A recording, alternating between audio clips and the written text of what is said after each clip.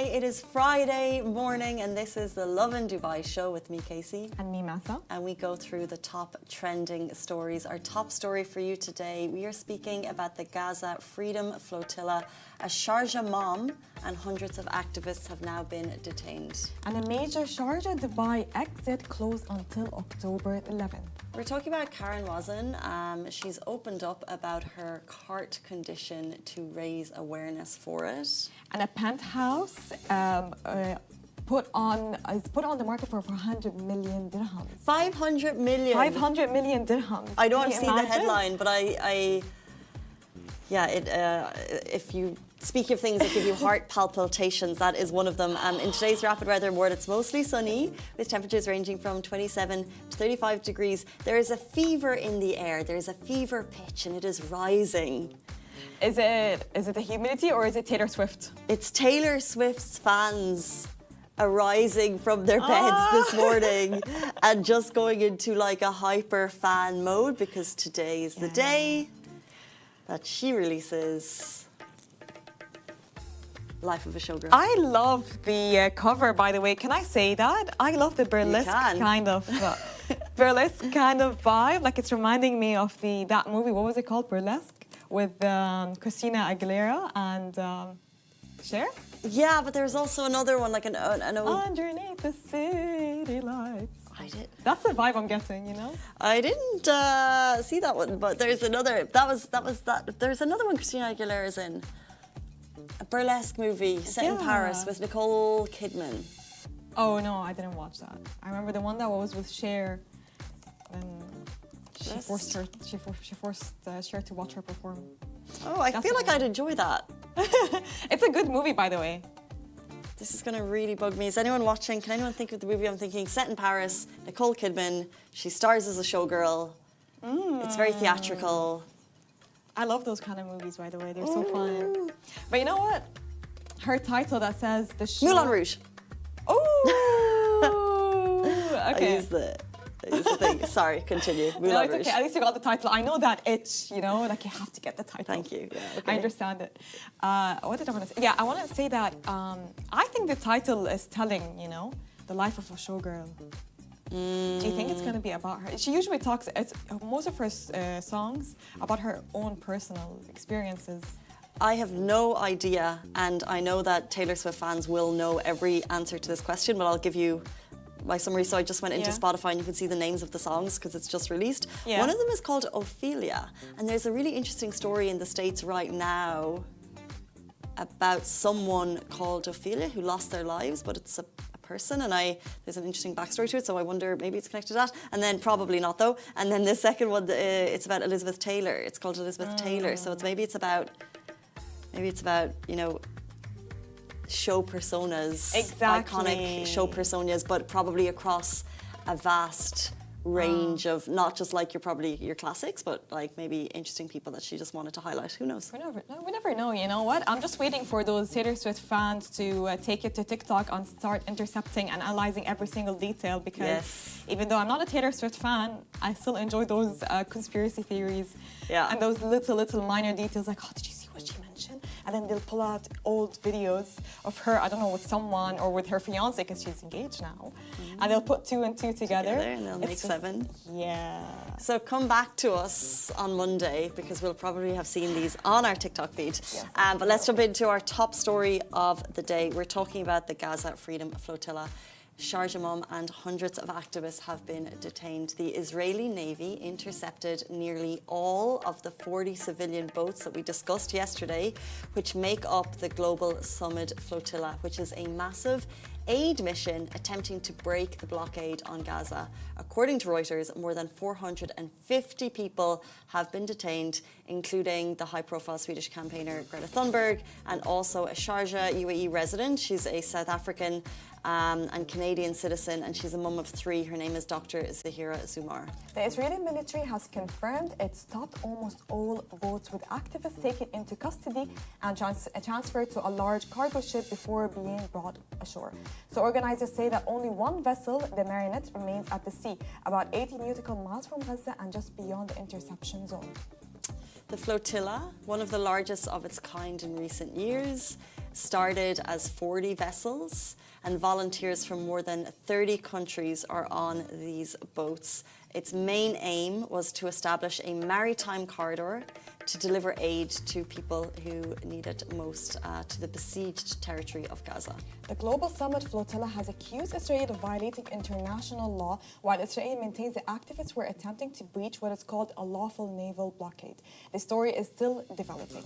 And so what's happened is, from my understanding, as the boats were approached by Israeli naval forces, everyone chucked their phones.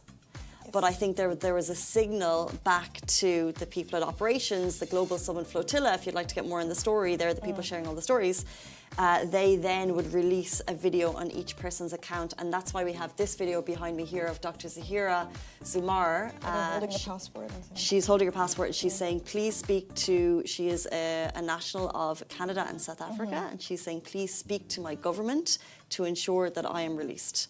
And now people are calling on governments to have these people released. And this is all for precautions. I'm sure they feel it ahead of time. And it's a really important point to emphasize as well that this is breaking international laws, regardless of what Israel has been saying, because according to the UN Convention on the Law of the Sea, if it's 90 kilometers away from its own shores, it's considered breaking international law, and this arrest or going into their boats is illegal and breaking the international law. Even if it's considered an active war zone, it's still considered breakage of the international UN law. And you know what really, I guess, is the, you know, we've got well-known people on these boats, but we also have people who just want to create awareness. And Dr. Zahira, who, as we said, is a mum of 3, and she posted the video, which was her original purpose for getting on the boat. And I just thought it was so strong because she said, you know, we're all making awareness, but what is awareness? And when, if someone asked you, what if it was your child? And she said, and I played with this because for so long she has children of her own, and this is a dangerous situation for many reasons, many reasons. But she said, if she had to answer that question, and if someone said, well, I'm doing awareness, what is awareness? So she's doing this for the children of Gaza, and every person who got onto those boats, we thank you, for making this a global story and to keep the spotlight on Gaza. And to just show more of how Israel will stop at no limits to continue its blockage on Gaza and their attacks on Gaza, as well as people that are attempting to help those people in Gaza. So I know that there's still one boat that's on shore. Let's hope they remain safe till now, because we still don't have enough updates, because it's being updated by the minute. Yeah. So out of all the 40, there's one that's left, but yes, and it's actually got a live on YouTube. It got alive, yes, it got alive on YouTube. And you know what was really upsetting waking up to still going strong right now as we speak. Yeah, I hope they'll be able to reach the Gaza, really. But what was really sad to see and heartbreaking to see waking up to this news is because yesterday when we were talking about the 15 boats that were intercepted, there were some boats that went ahead, and people were super hopeful that those boats would be able to reach. And to wake up to this news and to see that they were also intercepted, it was super heartbreaking, because we had like a small hope, although we knew what Israel was capable of, but we still had that little hope that we might be able to reach. Although they might not be packed with a lot of aid that could help a lot of people, but it's still a major step to take, or major step or journey to actually be able to reach and help people, those are waiting. If you want to catch it on YouTube, you can. The Global Summit Flotilla, ship Marionette, still sailing. And people are just kind of watching this moment, and they're really not far from shores. So we really hope they reach. As we said, it's a developing story. So if you're a driver that makes their journey from Sharjah to Dubai, or Dubai to Sharjah, this is the major news, because there's a major exit closed until October 11th. So the Sharjah Roads and Transport Authority has announced the temporary closure of the King Faisal Street exit to Al Wahda Street heading towards Dubai from October 3rd to 11th, 2025, as part of the ongoing road improvement projects aimed at easing congestion and improving traffic flow. The exit is a critical route for daily commuters is during peak hours, making the closure especially significant for those travelling between Sharjah and Dubai, the most famous travel route in the country, I would argue. Motorists are urged to plan alternative routes, allow extra travel time and follow traffic safety instructions with signage and on-ground guidance in place to assist drivers during this closure period. So I know this is a little bit of the sad, maybe annoying news and irritating news for some, but it's just hold on, you'll get there. This is just to help more with easing the congestion and the traffic. Just 1 week. You know what? We're speaking of privilege right now because we're not experiencing this traffic. I know a lot of people are irritated with this news, but it's just for your own good. You sound like a mom. I always sound like a mom. Like, I'm not going to give you your phone. This is for your own good. This is for your own good. No screen time until you're 18. This yeah, is but for your own it's the good. health congestion, you know. We all know how annoying it is, okay? Until you actually have to or get to experience the Sharjah to Dubai traffic or Dubai to Sharjah traffic. Have you ever experienced this? Mm-mm. No? You've never been? No, I've never. Of course I've been. Yeah, but I've never done the early morning commute. Oh. I have a friend that works in Mall of the Emirates, and she has to start work at 9 a.m., but she leaves the house at 5 a.m. Wow, yeah. Two things on it, I would say. One is, I think until a couple of years ago, we were blessed with extremely quiet streets. Yes. So even now, the city wants Dubai to become a 20-minute city, but when I think of going from A to B, regardless of the location, where I live, I'm always giving myself 30, 40 minutes because of the traffic. But it used to be less. It used to be less, exactly. But it's gotten busier. But if you live in a city like London, it's an hour. Whoa. Because it's a big city and you're getting 3 tubes to get from A to B, always. Yeah. So it's still okay. And the second thing I would say is no one is working harder than the RTA on these roads. And even, I think they're even looking at, yes, the RTA is doing this. I think they're even looking at different measures, like under-road tunnels. I think they're in discussion with Elon Musk in terms of, how can we really change the game in terms of transport in the city. So the week detour, if it's going to improve overall. Let's see. You know what? We never know. It might work. We live in a country that listens and sees that people are struggling with traffic, just like how we're seeing here in Dubai. As soon as we complain just once about a specific road, a bridge is being built, a road is being built, an exit, a detour, anywhere. But like you said, that's so true. It definitely increased, and I feel like throughout the day, regardless if it's rush hour or not rush hour, it's always busy. But this means economy is good. Exactly. You know? This means we have money. We have jobs. We have jobs. We have electricity, we have food, we have AC, and we are thankful. Let's jump in to our next story of the day. Karen Wazen opens up about her heart condition. So the Dubai-based influencer and resident is opening about her health journey, and we thank her because it's creating awareness and it's resonating with many. Karen revealed that she was diagnosed 4 years ago with a heart condition called SVT, or supraventricular tachycardia. It's a non-life-threatening rapid heartbeat, but one that can be a little terrifying when you're experiencing it. She says that the first time it happened, she thought she was having a panic attack. Her heart rate spiked to nearly 200 beats per minute before she was rushed to the hospital, where doctors finally identified SVT. Karen explained that while breathing techniques and what's known as vagal maneuvers can sometimes help slow the heart rate, the only long-term solution is a procedure called heart ablation, one she admits she's been postponing.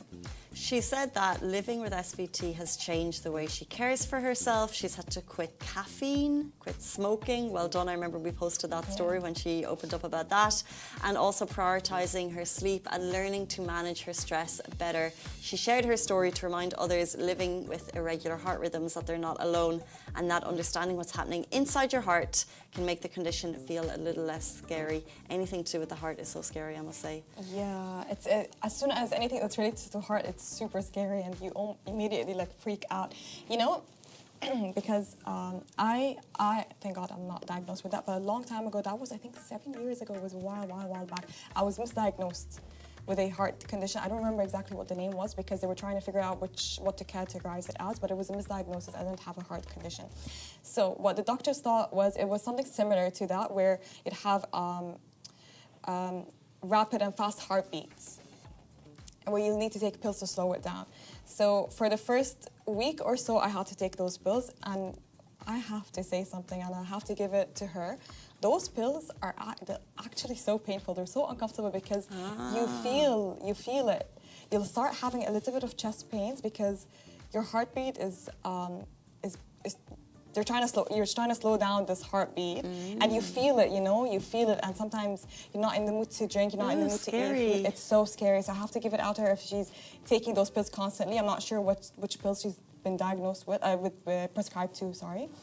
But honestly, I wish her the best on this journey. I hope safety, health, and fulfillment. I hope she finds a cure soon, and I know the next best solution is the surgery, and this is up to her. But thinking about undergoing a surgery is a tough decision, especially if it's related to a heart. Yeah. There are a lot of risks, but this is up to her. This is up to her doctor's decision, maybe recommendations, and I hope she takes the right decision that's best for her and her family. Yeah, I would also just acknowledge difficulty if you're an influencer with a large following in terms of what you do and don't share, because I think it's nice, and I really feel for Karen that she's gone through this, but I think it's great that she does share the hardships, because I think that Instagram is so filled with perfection, and people try and they try and like share a little bit of hardship, but like it's rare that you see like the real stuff that people are going through. Yeah, exactly. And it's important to raise awareness for these things, and I do think that we are just a village when. If she shares that she's going through this, I'm sure someone who's reading that knows someone who's going through it, and they can say, hey, look, Karen's done it too, and probably make you feel a little bit less alone. And I think that's the goodness of social media, with so much badness there, that these types of awareness things are quite important when there's this person in the spotlight and they're so perfect, and it's like, okay, it's not as easy, because she's got 3 kids and it's also picture perfect, but I'm glad that she shares that life isn't smooth sailing, because I think so many people probably can relate to her more. True, exactly. And it's also about changing your daily life habits. Having to do that as well is really difficult, especially if you're so used to caffeine like ourselves. And not everyone does. That's the problem, is that they're like, okay, well, I'll just keep going, and then things get worse. But she did quit smoking a few years ago. She did quit smoking, quit caffeine, so that's her putting herself first, and considering her family and the people around her, the people that love her, that she needs to take care of herself, she needs to take care of her health. We've had different influencers that open up about their health issues. We've had May Vault, when she opened up about her cancer. Exactly. And the other influencer, what was her name? She was, do you remember what her name was? I think it starts with a Sabi? Oh, is it not Yumna Sabri? No, I don't. Yeah, both of them, they were healed, alhamdulillah. But it's I don't want to put it in a term that sounds as good. It's nice to see relatable content on social media other than just perfection, because we take social media as an escape, and then to open it and to see that someone else is living like what you think is a better life than you sometimes it will not help your mental state. And as soon as I see content creators being open about their personal struggles, it's like, yes, you know what, I really like it. I'm like, yeah, this is the kind of content we want to see online. Yeah. This is the kind of content I want to see, something that's relatable, something that's not over the top. And I think this is what really pushed people to a while back when they had the whole boycott thing, is like we want to put an end to this. Perfect. Yes, that's unattainable. Like constantly new outfits, private jets, and expensive outfits and stuff like that, private jets. Right. Big proposals. They just wanted real content. Real things. Real things. Speaking of real things, we jump into our next story. Before we jump into the next story, I want to give a shout out to Pazan Christ again, because you've highlighted the sound We're adding additional sounds to our show, but we hear that the volume was probably a bit too loud, so we're going to work on fixing that. Thank you for the note. But anyway, back to speaking about unattainable things. Oh God, what a segue! So a penthouse within 500 million dirhams price tag exists in Dubai. So Dubai has unveiled another record-breaking listing: a 47,726,000 square foot 7-bedroom penthouse at Jumeirah Asora Bay, priced at 500 million dirhams. This ultra-luxury residence comes with a private beach access and infinity pool, spa, fitness pavilion, and a sweeping views of the Arabian Gulf, Burj Khalifa, and downtown skyline. I can't. Because it's Jumeirah, so you know it's spectacular. 47,000 square foot. 40,000 and 7 bedrooms. My heart is breaking. And I'll tell you why. I'm looking at a 1-bedroom apartment. Oh my God! I'm looking at 1 and 2 beds, and it's like 1,000 square foot, which is fine. But I'm just saying, 47,000. That's just absolute goals. This is our reminder to work hard. For context, the most expensive penthouse sold in 2024 was also 500 million dirham, and this was one of the Como Residences units on Palm Jumeirah.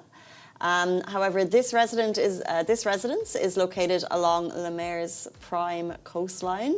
Stunning beach down there. The new penthouse is scheduled for handover in Q1 of 2029, which probably means this is an off-plan rate, which probably means it's going to get more expensive when it's finished. You know, we just have the renders right now. So financing such a property would mean staggering 150 million dirhams down payment, with monthly mortgage installment estimated at 1.84 million dirhams over 25 years.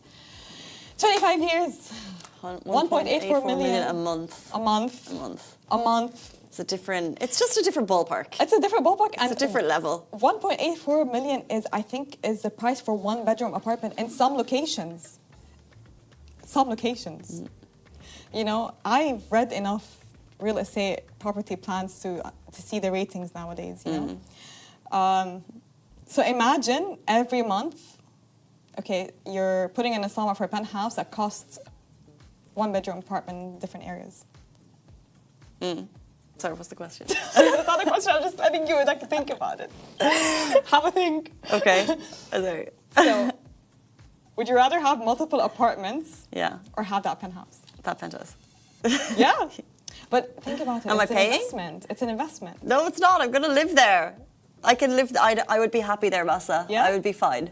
Okay, I have a follow-up question. So if you pick this penthouse, it has fitness hub, pool, cinema, everything else, okay? Yeah. Would you feel isolated? I'd be okay. Or do you feel like it's okay, it's just part of your daily life? I think it would be okay.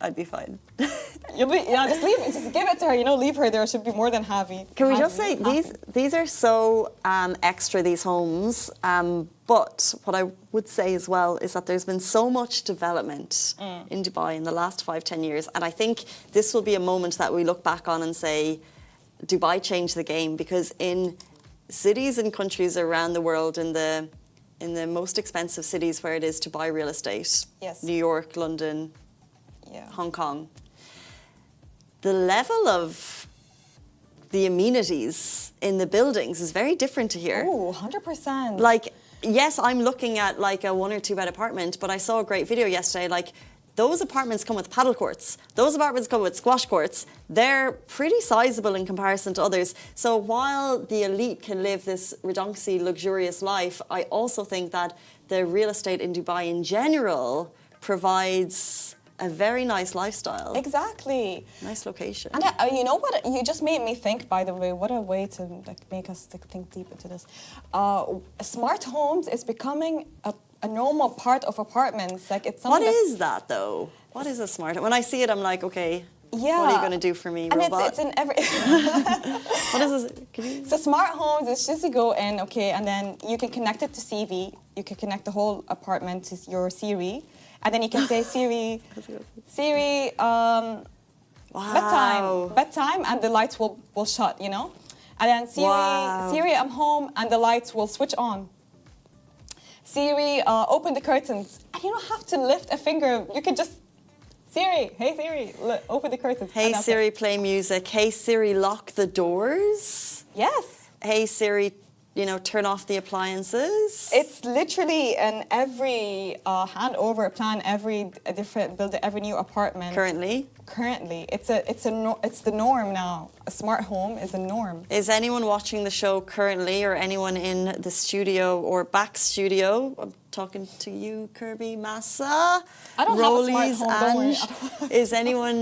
Does anyone have a smart home? I don't have a smart home. Maybe one Comments, day. please. With all those new plans. But I want to know if you're using it. You can turn on your washing machine, but you still need to put the stuff in the washing machine. That's the. But that, you know why that I would love that feature? Because okay, so this is privilege. The cleaner's coming at like 2 p.m. Yeah. I'm leaving the house at 8, and I want to put a wash on before she gets there. But I'm like, oh, that is going to be sitting there for like 3 hours. So I could put that in and then turn it on at like 12, and then it would just be freshly washed when she arrives. Exactly. Wow, see? That would be handy. Life made easy. Because I was going to be like, who's actually using it? Exactly. And imagine, you know what, you're ready for bed, you've done your skincare routine, you know, it's time to go to bed. And you just sit down, you're like, oh, the lights are on. Siri, close the lights. Close the lights. Could you imagine living with a teenager and you're like, Siri, turn off the lights, and they're like, Siri, turn on the lights, turn off the lights, turn on the lights. Turn down the music, turn off the music, turn on the music. Oh, God, I would do that, you know, to just spite my siblings, you know, it's fun to annoy siblings. So imagine if my siblings in the other room was like, close the lights, I'm like, turn on the lights. And imagine how freaked you would be if they decided to do it when you weren't there. Yeah. That's like another level of play. That's like future kids annoying their neighbours and parents. They get access to someone's smart home, and then you can like mess with things. Like you can turn off someone's freezer. Could you imagine? How things change and how generations and things change. I wonder what we're going to have in the next few years and what's going to be part of our day in the next 20 years, I'd say, because 10 years is still too close. 20 years. I don't think so in terms of tech, but you know the games that kids would play when you were younger to annoy your neighbours. So you go, and then you run. Yeah. Now they'll switch on and off their lights from a distance through tech. Oh God! You won't get your steps in that way, kids. You will not. It's no fun, by the way. You can't see reactions. Yeah. Speaking of fun, it's Friday, which means it is time to kick off the weekend. Weather-wise, we're looking at some wind. They say high gusts of wind happening throughout the weekend, which we do believe means it's a sign that the heat is dropping, which in fact it is. So it's time to get out and enjoy the cooler temperatures. This week has been peak humidity, so I'm hoping next week will be better. I feel like because I haven't been out, I haven't noticed, but that's okay. Yeah. The end of the Lovin Dubai show. We're back with you on Monday morning, so have a beautiful day, and we'll see you then. Bye-bye.